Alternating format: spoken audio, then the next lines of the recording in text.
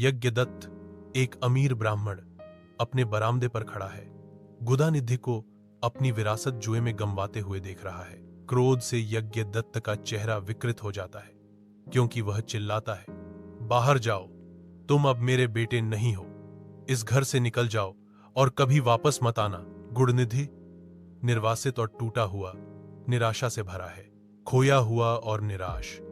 गुदानिधि अपने घर से दूर भटक जाता है, वह सब कुछ छोड़कर जो कभी जानता था। शाम के आवरण में गुदनिधि शहर में लड़खड़ाता है।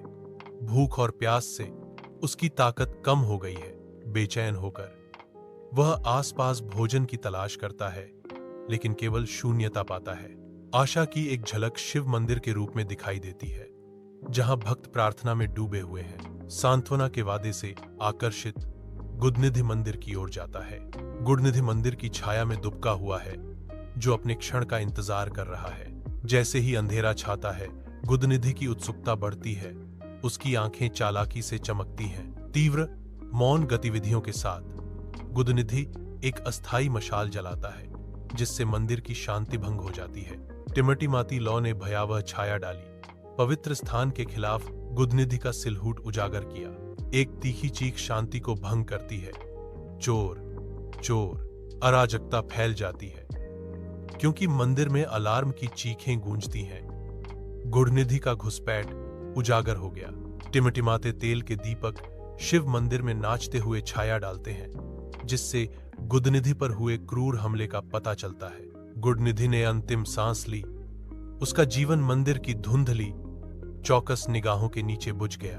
अंधेरे से यमराज के दूत प्रकट होते हैं, उनके रूप अंधेरे में लिपटे हुए, गुदनिधि की आत्मा को जब्त करने के लिए तैयार। एक उज्जवल दिव्य प्रकाश मंदिर में भर जाता है, क्योंकि शिव के गण प्रकट होते हैं, दूतों के दावे को चुनौती देते हैं। एक भयंकर बहस छिड़ जाती है। दिव्य संघर्ष के बीच गुदनिधि का भाग्य अधर में लटका हुआ है। गुणनिधि खुद को शिवलोक में पहुंचा हुआ पाता है, जो असंभव प्रकाश से जगमगाता है और अलौकिक प्राणियों से सुशोभित है। वायु में दिव्य ऊर्जा स्पंदित होती है। शिव की भव्य उपस्थिति से एक स्पष्ट शांति एमनाटे होती है। शिव की आवाज स्वर्ग में गूंजती है, एक पवित्र वादा देते हुए, मैं तुम्हें कुबेर के रूप में पुनर्जन्म का वरदान देता हूं। वह जारी रखता है, उसके शब्द भाग्य के साथ गूंजते हैं।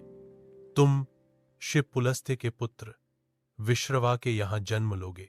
शिवा गुदानिधि के भविष्य की पहचान का खुलासा करते हैं। आप वैश्रवण के नाम से जाने जाएंगे और बाद में भगवान कुबेर के रूप में। वरदान मिलने पर प्रकाश तेज होता है, जो गुदानिधि के भाग्य को हमेशा के लिए बदल देता है और कुबेर के उदय का प्रतीक है।